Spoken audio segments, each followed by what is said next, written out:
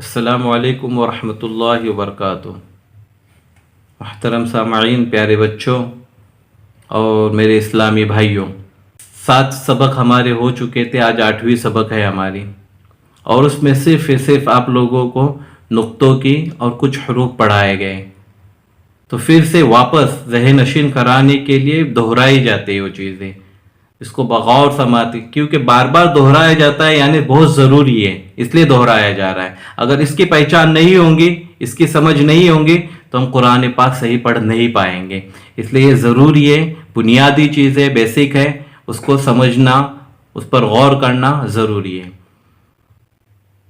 1 نقطہ، 2 نقطے، 3 نقطے، الف، با، تا، سا، جیم، ہا، خا۔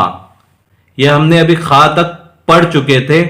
ابھی آئیے ہم ایک نیا حرف پڑھتے ہیں۔ یہ دیکھیے دال، اس پر نہ اوپر نقطہ ہے نہ کہیں پہ بھی نقطہ ہے، یہ بغیر نقطے کے ہے، تو اس کو کیا پڑھیں گے ہم؟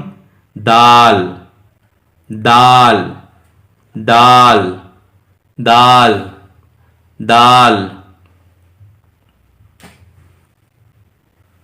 دال، دال، دال، دال، خا۔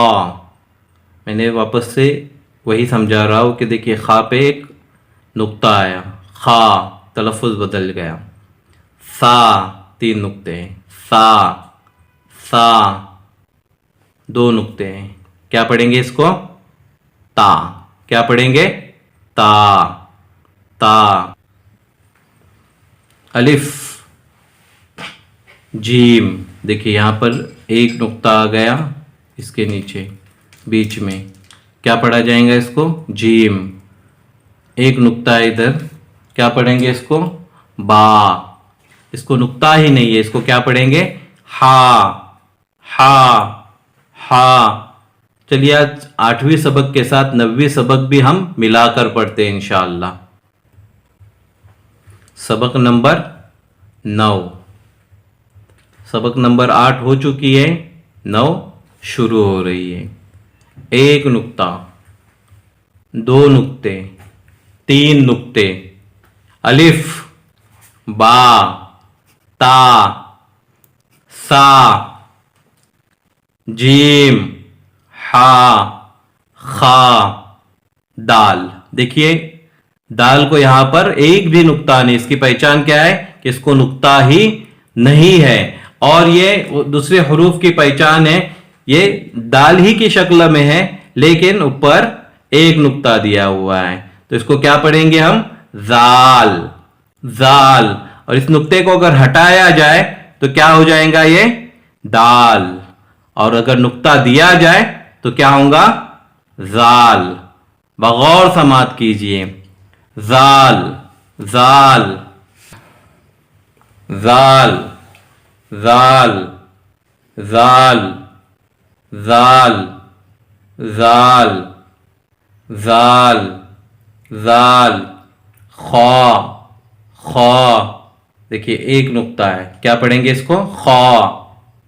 سا، سا، سا، تا، تا، الف،